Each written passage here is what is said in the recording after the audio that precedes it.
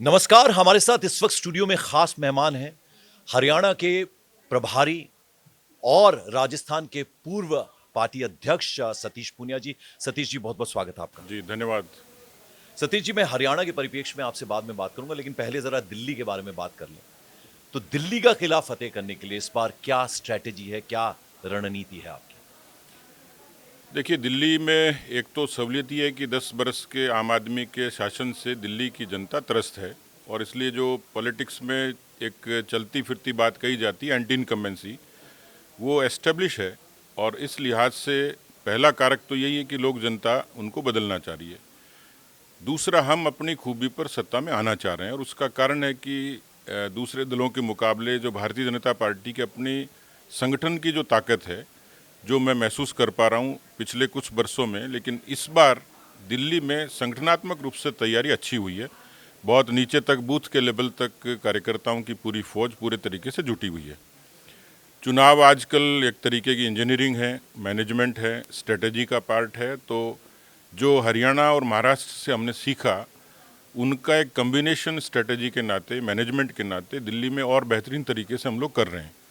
तो मुझे लगता है कि ऑर्गेनाइजेशन, मैनेजमेंट, स्ट्रेटजी और 10 साल की आम आदमी की एंटी इनकम्बेंसी, ये सारे फैक्टर्स हैं जो बीजेपी को प्रेरित करते हैं कि बीजेपी की सत्ता में अच्छे तरीके से दमदार वापसी होगी। नहीं, पर यहाँ तो सवाल ये भी उठते हैं ना, हम खासतौर पर दो प्रदेशों की बात करें, बिहार की मैं बात करूं और दिल्ली की। 98 से आप लोग सत्ता से बाहर हैं। पूरे देश भर में लोकसभा इलेक्शंस में हमने देखा जो शानदार बेहतरीन प्रदर्शन बीजेपी करती है, लेकिन ये दो स्टेट्स में आके मामला फंसता है।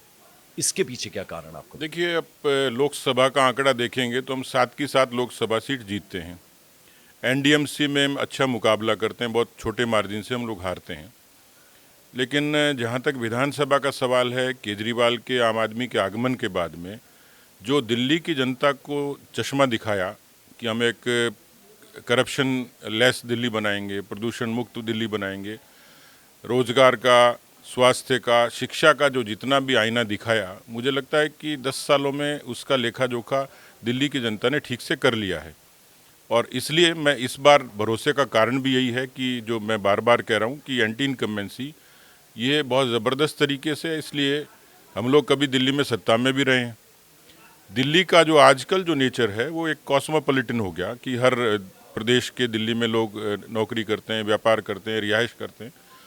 पर मुझे लगता है कि दिल्ली का मतदाता अब इस बात से सहमत है कि वैचारिक आधार पर भी, और जो सबसे बड़ी बात है जो मेरे भरोसे का कारण है, कि दिल्ली की जनता ये समझ चुकी कि दिल्ली में किसी समय शीला दीक्षित जी ने जब दिल्ली पे शासन किया था, उस समय यूपीए की सरकार थी, और दिल्ली में जो रिफॉर्म हुए थे, मैं मानता हूं कि उसमें कुछ चीज़ें ऐसी थी कि जो डबल इंजन की सरकार से ही संभव थी। आज दिल्ली का मतदाता इस बात से सहमत है, क्योंकि वो हरियाणा को देखता है, वो मध्य प्रदेश को देखता है, पड़ोसी राजस्थान को देखता है, उत्तर प्रदेश को देखता है। तो वो आयुष्मान की कल्पना करता है, एक अच्छे आवास की कल्पना करता है, अच्छी सफाई की, अच्छा इंफ्रास्ट्रक्चर की। तो मुझे लगता है कि दिल्ली की जनता में इस समय जो अपील है वो डबल इंजन की सरकार की है, और यही मेरे भरोसे का कारण है कि लेकिन देखिए, जो फ्रीबीज और जो रेवड़ियों की बात बीजेपी घेरती थी, जिसको लेकर आम आदमी पार्टी को, इस बार आपके तीनों संकल्प पत्र और अरविंद केजरीवाल ने ये मुद्दा बहुत जोर से उठाया। उन्होंने साफ अपील की दिल्ली वासियों से कि भाई, जब फ्री में हम दे रहे हैं सब आपको, तो फिर किसी और को, दूसरे को लाने की क्या जरूरत है? और वो बिना दूल्हे वाली बारात, बिना दूल्हे वाली बैठक, दूल्हा कौन है, ये सवाल पूछ रहे हैं लगातार। देखिए, मेरे ख्याल से चेहरों की कोई सेट फिनोमेना नहीं होती। पार्टी अपने परिस्थितियों के हिसाब से इसका निर्णय करती है, और बिना चेहरों के भी हमने बहुत जगह चुनाव जीते भी हैं, जिताए भी हैं। जहाँ तक फ्री बीज का सवाल है, तो एक आजकल की इस पॉलिटिक्स में एक पार्ट हो गया वो, और इसलिए वो ये क्लेम नहीं करते कि ये इसका आविष्कार उन्होंने किया है। ये तो बहुत पहले से कभी नहीं, अरविंद केजरीवाल ये कह रहे हैं कि हमारा जो मैनिफेस्टो था वो उसकी नकल कर ली आप लोगों ने। यानी अगर ये सब कुछ हम ही दे रहे थे तो फिर इनको लाने की क्या जरूरत है, हम ही अच्छे हैं। देखिए, मान लीजिए ये उसका क्लेम है कि भाई हमारे मैनिफेस्टो को या हमारे जो मुद्दों को बीजेपी ने जिस तरीके से कॉपी करी होगी, जो उन्होंने कहा है, जिसमें सत्यता नहीं है। सामान्य तौर पर जब कोई पॉलिटिकल पार्टी की कोई एश्योरेंस देती है, जो कमिटमेंट लेके आती है, और इसलिए उस दूसरी पार्टी उसको फॉलो करती है, तो इसमें अनएथिकल कुछ नहीं है, अनकॉन्स्टिट्यूशनल कुछ नहीं है। ये इलेक्शन की स्ट्रेटेजी का और उससे मैनेजमेंट का ही पार्ट है। लेकिन हम उनसे बेहतर दे रहे हैं। बेहतर ये दे रहे हैं कि डबल इंजन की सरकार जो इंफ्रास्ट्रक्चर की कमिटमेंट कभी किसी समय केजरीवाल ने किया था। मैं आज दिल्ली की सड़कों की हालत देखता हूँ, दिल्ली के प्रदूषण को देखता हूँ, तो भारतीय जनता पार्टी केजरीवाल के संकल्प के साथ साथ एक उसमें पॉजिटिवली एक और बोनस इसमें जोड़ रही है कि आइडियोलॉजिकली भी और जो दिल्ली के बुनियादी विकास के लिए जो कमिटमेंट बीजेपी का है उस पर दिल्ली की जनता ट्रस्ट कर सकती है, क्योंकि बीजेपी ने किया है। हम 10 सालों में उन्होंने जो कहा उसमें कितना किया वो जनता के सामने शीशे की तरह साफ है। उनके सिर्फ वायदे थे, उनके सिर्फ प्रपंच था, उनका सिर्फ फरेब था जो दिल्ली की जनता के आंखों से उतर गया। सतीश जी देखिए, पहले जो चुनाव हुआ करते थे ना, हम क्या देंगे जनता को, हम क्या, उस तरह के वादे होते थे, रोजगार की बातें होती थी, एम्प्लॉयमेंट की बात होती थी, जैसे अब गरीबी कैसे दूर उसकी बात होती थी। आजकल एक दूसरे पर हमले हो रहे हैं। प्रधानमंत्री जी ने ये कहा कि वो कैग रिपोर्ट का उन्होंने हवाला दिया कि दबा के बैठे है आम आदमी पार्टी, आपदा जिसको नाम दिया है, और उसमें तमाम भ्रष्टाचार, जो शीश महल हो या फिर शराब माफिया जिस तरह से वो काम कर रहा था, ये सारी बातें उन्होंने कही। और इस पर जो आम आदमी पार्टी है वो दूसरे तरीके से ले रही है। आज अरविंद केजरीवाल ने प्रेस कॉन्फ्रेंस की, उन्होंने प्रेस कॉन्फ्रेंस में ये कह दिया कि महाराष्ट्र की मुंबई खासतौर पर धारावी अपने एक दोस्त को दे दिया, और यहाँ की जो झुग्गी झोंपड़ियाँ हैं वो एक बिल्डर और यहाँ पर दो जो उनके दोस्त हैं उनको दे देंगे। इस तरह के हमले हो रहे हैं। देखिए, मेरे ख्याल से केजरीवाल जी के जो व्यक्तित्व में जो बड़ी एक रोचक बात है वो ये है कि वो बयानों से खेलते हैं, बयानों की सियासत अच्छे तरीके से करते हैं। न बम्बई में इसका प्रमाण है और न दिल्ली में इसका प्रमाण है। हाँ, लेकिन सियासी तौर पर किसी भी सरकार पर इल्ज़ाम लगाने के लिए बेहतर है कि वो किसी भी तरीके का बयान लगाएंगे। जैसे मसलन अब ताज़ा ही यमुना को लेके उन्होंने हरियाणा मैं की यमुना पे सरकार, आऊंगा जरा, जी, मैं इसी पे अभी जवाब चाह रहा मैं था उसको आपसे। कंपेयर कर रहा हूँ कि ये बड़ा आसान है। और जो केजरीवाल जी की जो एक शातिराना अंदाज है कि वो बयानों की सियासत करते हैं, तो बम्बई से ताल्लुक़ हो चाहे दिल्ली से, वो केवल बयानों की सियासत तक ही सीमित है, उसमें सत्यता कुछ नहीं है। लेकिन ये उनका हुनर है कि वो किसी पार्टी पर इस तरीके से अटैक करेंगे कि अगली पार्टी उसके डिफेंस में लग जाती है। लेकिन हम उस तरीके के लोग नहीं है, क्योंकि हमारे ऊपर जो एलिगेशन है उनका कोई प्रमाण नहीं है, कोई सत्यता नहीं है, और न हम उसके किसी तरीके से डिफेंस में हैं, न हम केजरीवाल के बयानों से घबराने वाले हैं। और केजरीवाल के बयान को भारत की जनता, दिल्ली की जनता अब सीरियसली नहीं लेती। कहा यह भी जा रहा है कांग्रेस इस बार आपकी मदद कर रही है, आपका काम काफी आसान कर रही है, आपको जिता रही है कांग्रेस।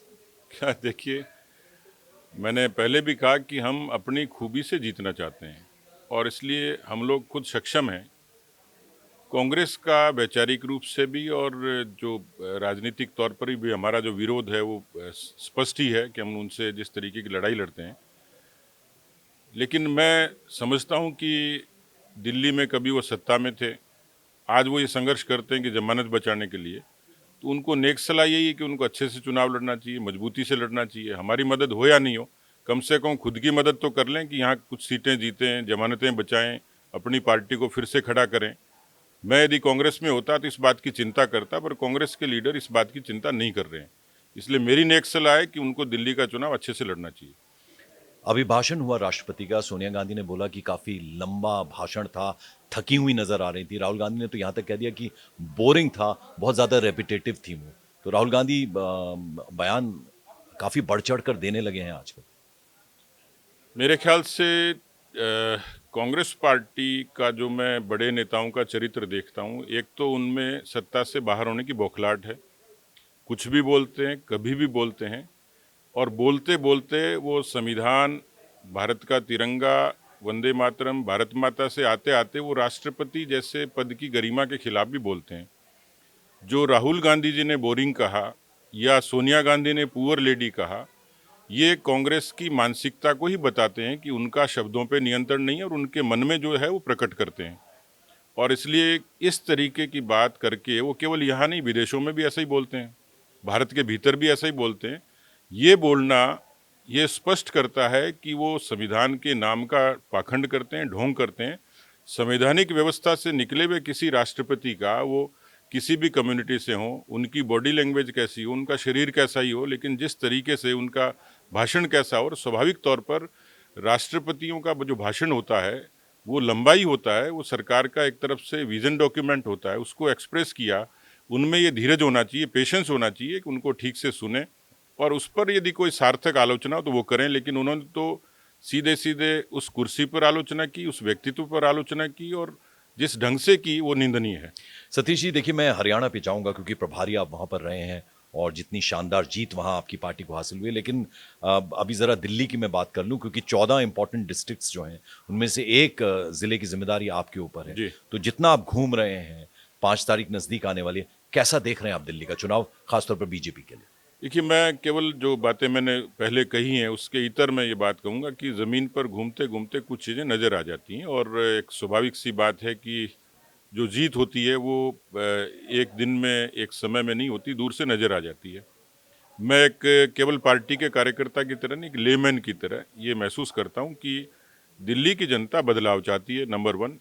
दूसरा, दिल्ली की जनता जिस तरीके की बुनियादी सुविधाओं से त्रस्त है वो डबल इंजन की सरकार चाहती है और पार्टी के कार्यकर्ता भी उतना ही परिश्रम कर रहे हैं। और दूसरा, पार्टी जीते इसकी चिंता हरियाणा भी करता है, राजस्थान भी करता है, उत्तर प्रदेश भी करता है।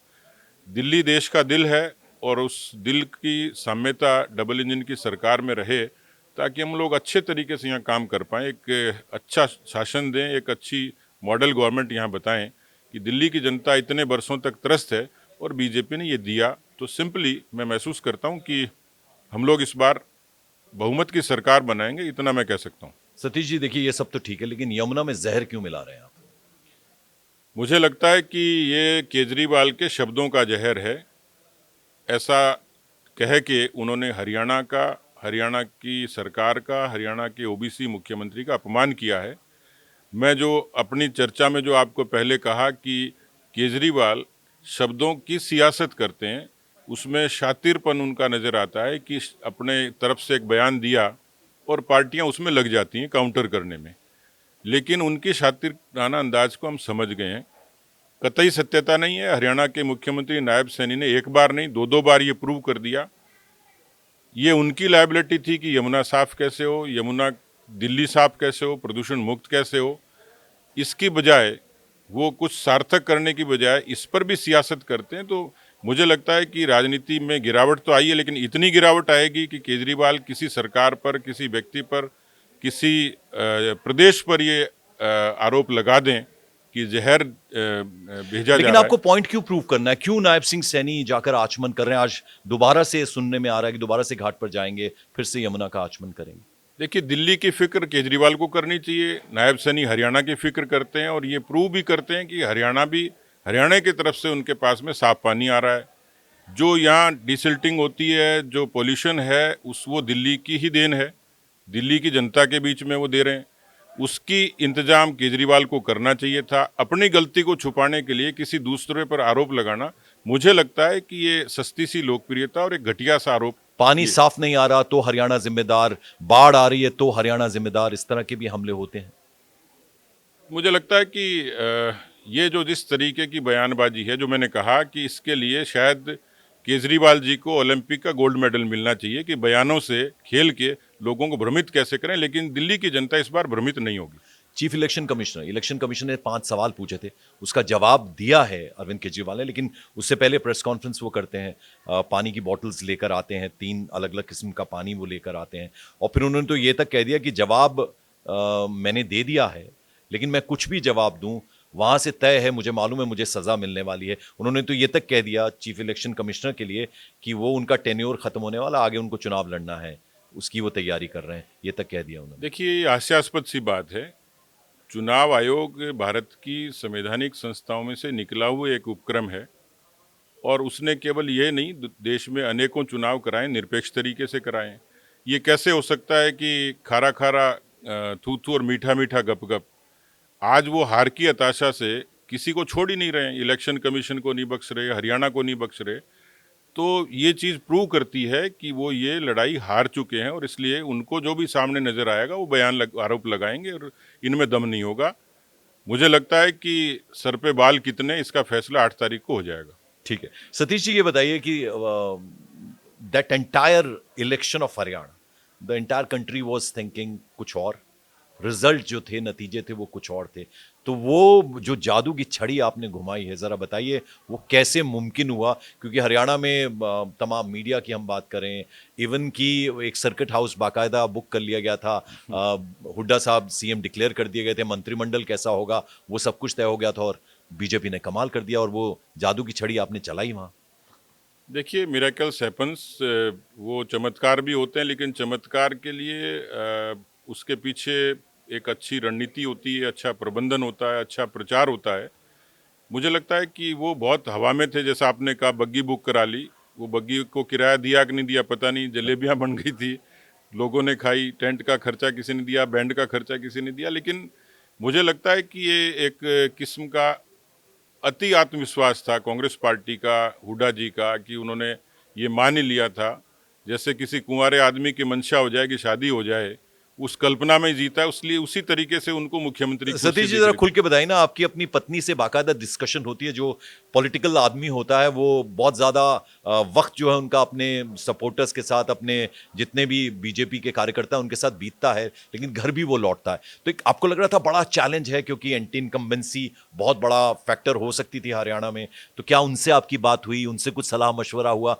कैसे जब आपको इस जिम्मेदारी दी गई तो आपने सहर्ष उसे स्वीकार कर लिया, या कुछ मन में आपके भी था कि ये मुमकिन हो पाएगा, बड़ा चैलेंज है मेरे लिए? देखिए, स्वाभाविक ही बात है कि हम लोग सामाजिक लोग हैं और घर में भी चर्चा होती है, भले ही वो नॉन पॉलिटिकल हैं, हाउसवाइफ हैं, लेकिन अपने सुख दुख की बात तो करते ही हैं। तो जब मुझे ये असाइनमेंट मिला था, तब उन्होंने मुझे ये ज़रूर कहा था कि भाई कैसे करोगे ये सब।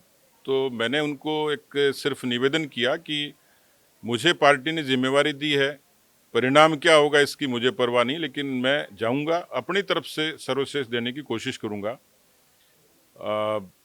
परिवार भी अपने आप में एक लोग काम करने के लिए इंस्पायर करता ही है, वो मोटिवेशन होती है व्यक्ति की। तो मेरे ख्याल से शुरुआत तो वो ऐसे ही हुई थी कि उस समय तो ये कन्फ्यूजन ही था कि हम सत्ता में आएंगे कि नहीं आएंगे। मैं इसमें कुछ so there was a doubt in your mind also, आपके दिमाग में कुछ था ऐसा?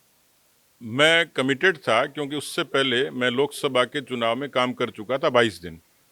जो 22 दिन की मेरी रिसर्च थी, उसने मुझे एक कॉन्फिडेंस दिया, एक भरोसा दिया, क्योंकि मैं 14, 19 और उस परिणाम को देख रहा था। तो मुझे लगा कि हम बुरी से बुरी स्थिति में भी रहेंगे तो भी हमें 35-40 सीटें मिलेंगी। हमें उसमें ऐड करना था। ये जो एडिशन हुआ, इसमें स्ट्रेटेजी भी थी, इसमें अच्छा मैनेजमेंट भी था, इसमें कैंपेन भी था, इसमें माननीय प्रधानमंत्री जी का अपना एक मोटिवेशन हमें बराबर मिला, गृह मंत्री जी की स्ट्रेटेजी हमारे काम आई, राष्ट्रीय अध्यक्ष नड्डा जी ने एक छोटे स्टेट में भी बराबर समय दिया। तो दिल्ली की तरफ से भी पूरा समर्थन था। कार्यकर्ताओं ने परिश्रम किया, वो बेहतरीन किया, मतलब मेरी अपेक्षा से भी ज़्यादा किया।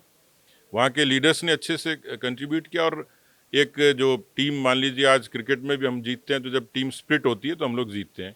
हरियाणा की टीम ने भी मिलके अच्छे तरीके से काम किया, तो ये टीम की भी एक जीत थी। मेरे साथ में धर्मेंद्र प्रधान जी थे, बिप्लब देव जी थे, सुरेंद्र वो नागर मैं जी थे। स्ट्रेटेजी की बात पूछ रहा था आपसे कि हार रहे हैं, जीतने की कोशिश करते हैं, या जीतना है?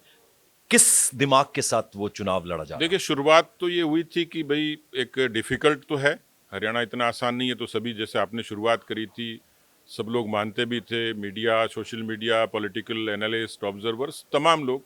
तो उसमें मैं कोई नया नहीं हूँ, लेकिन हरियाणा को जीतेंगे ये एक भरोसा था। हरियाणा जीत सकते हैं और हरियाणा जीतेंगे।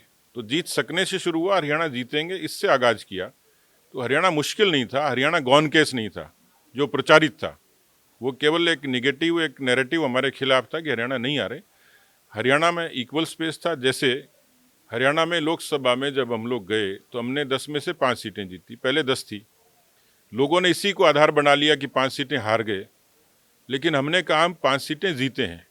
किस परिस्थिति में? कि जब हरियाणा में जवान, पहलवान, किसान, अग्निवीर, इस तमाम तरीके के आंदोलन थे, हमारे खिलाफ इस तरीके का एक नैरेटिव एस्टेब्लिश हो चुका था। ऐसी परिस्थिति में हम 44 सेगमेंट पे लीड किए, और वही मेरे भरोसे का आधार था कि हम किसी भी हालत में सरकार जरूर बनाएंगे, और कांग्रेस से हम चाहे एक सीट आगे रहेंगे, रहेंगे जरूर। लेकिन बाद का जो एक राजनीतिक समीकरण बना, जो हमारी अपनी तैयारी थी, हमारी अपनी खूबी थी, वो कामयाब हुई।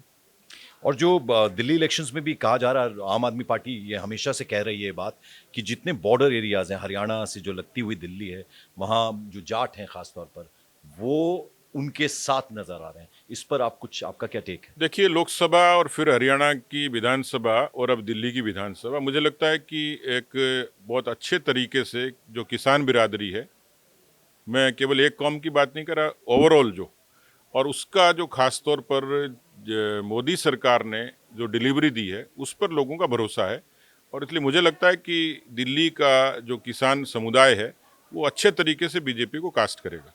दिल्ली पूरी स्टेट बने, स्टेटहुड की बात दिल्ली को लेकर होती है, पूरी शक्ति, पूरी पावर्स आए। आपको लगता है कि उस दिशा में भी सोचा जाएगा अगर आपकी सरकार आती है तो? देखिए, ये तो थोड़ा सा प्रीमेच्योर है, क्योंकि इसके बारे में ऑथेंटिक तरीके से आज मैं इस मंच पर कहूँ ये ज़रूरी नहीं है।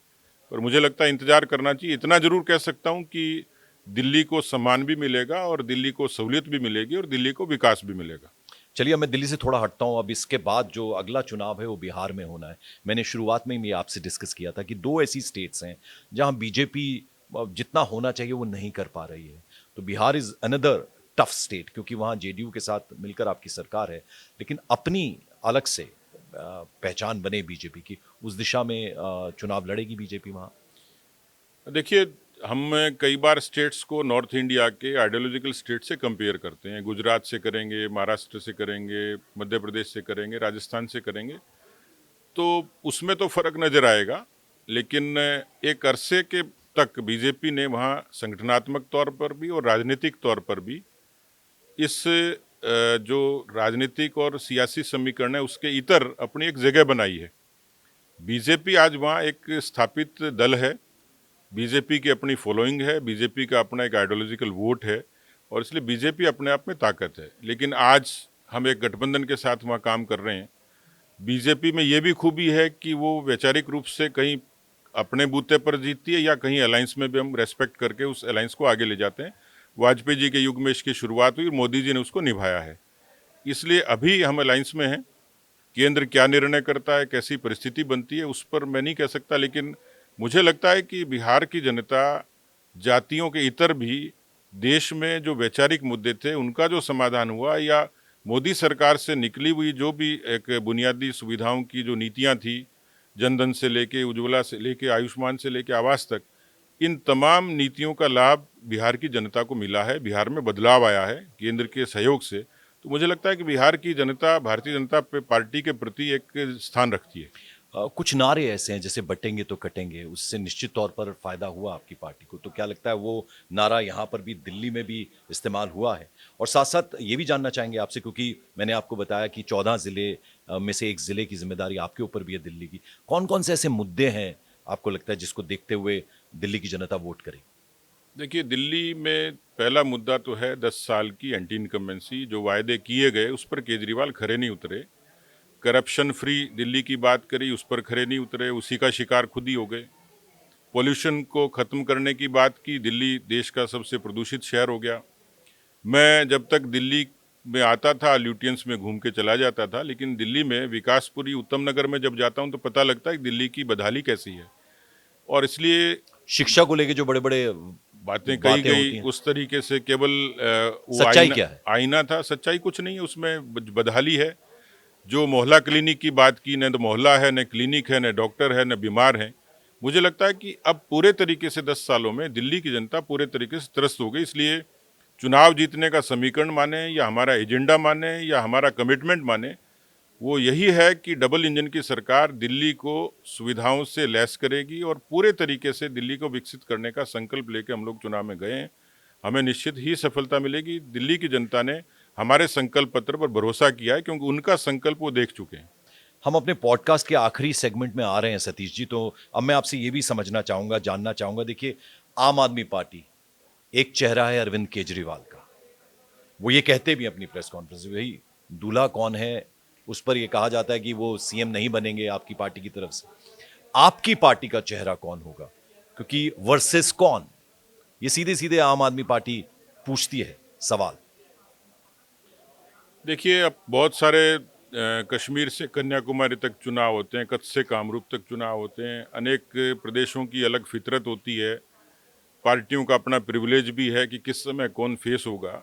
हमारे यहाँ क्लियर कट सी बात है, केंद्रीय नेतृत्व ने कहा कि विधायक दल, केंद्रीय सेंट्रल पार्लियामेंट्री बोर्ड इसका फैसला करेगा। इसमें छुपा हुआ कुछ नहीं है। हम बीजेपी के कमल के फूल पर चुनाव लड़ रहे हैं। हम दिल्ली में मोदी जी के नेतृत्व में जो सरकार हमारी केंद्र की है उसकी नीतियों के आधार पर चुनाव लड़ रहे हैं। हम लोग अपने वैचारिक जो हमारी ताकत है उसके आधार पर चुनाव लड़ रहे हैं। इसलिए ये केवल मुझे लगता है कि टाइम पास करने वाला सा बयान है कि इधर चेहरा है तो चेहरा कम से कम ऐसा तो नहीं होगा जो जेल गया हुआ होगा। 8 तारीख को यदि आपकी सरकार बनती है, बीजेपी की सरकार बनती है, तो फिर वो डबल इंजन की सरकार होगी। केंद्र में बीजेपी, दिल्ली में भी बीजेपी। तो किस तरह से दिल्ली की जनता के लिए वो फायदेमंद साबित होगी, जरा वो भी आप एक्सप्लेन करें।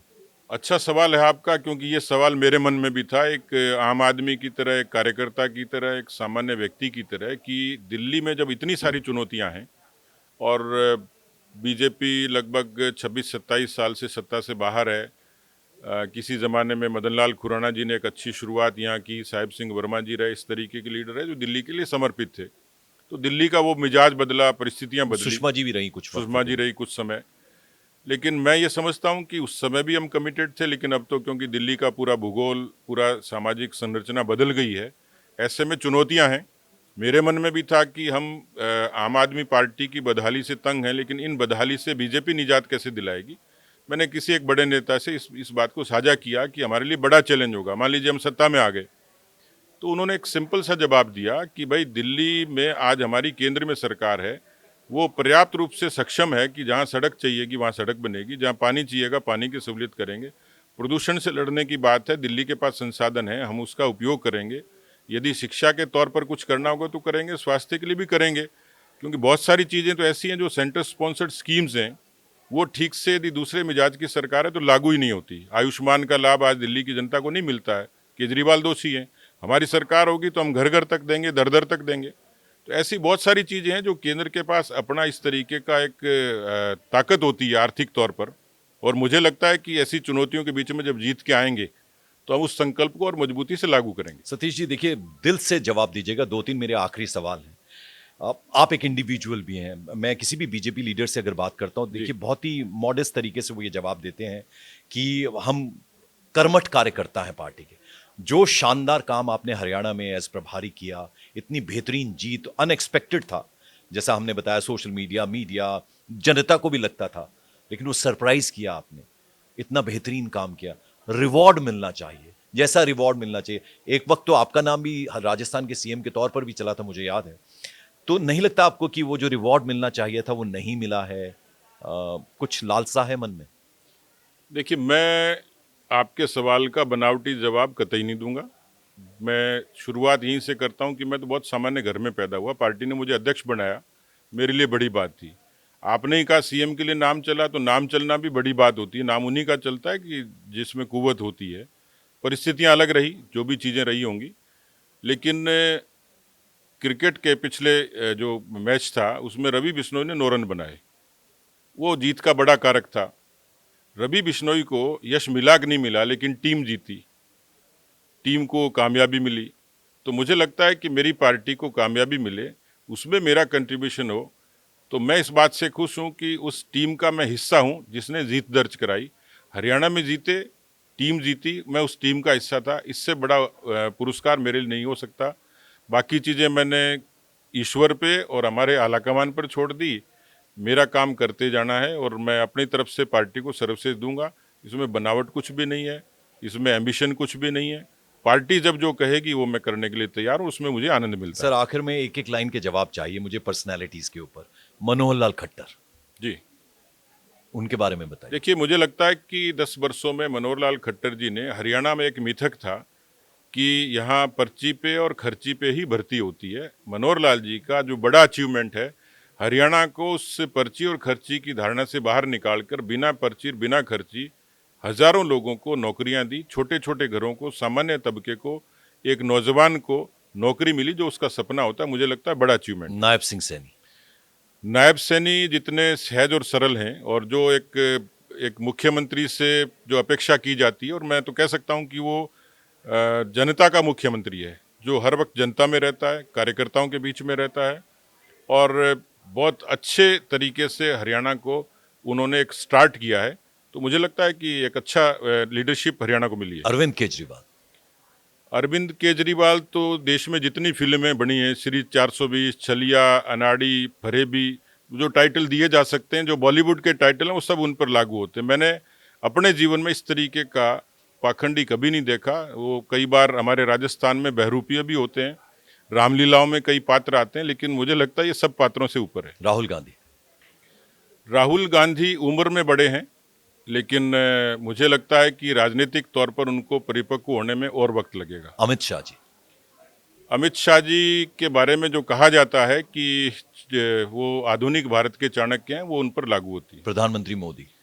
प्रधानमंत्री जी, मुझे लगता है कि इस देश में तो एक एक्सेप्शनल लीडरशिप है कि जिनमें बहुत व्यक्तित्वों का मिश्रण है और जिनमें ये ताकत है कि 2047 तक भारत को ताकतवर बनाने की बुनियाद छोड़ के जाएंगे। इस तरीके की बेहतरीन लीडरशिप है। सर, अब आखिर में मैं आपसे ये पूछना चाहूंगा, 8 तारीख को जब नतीजे आ रहे होंगे तो हम क्या देख रहे होंगे?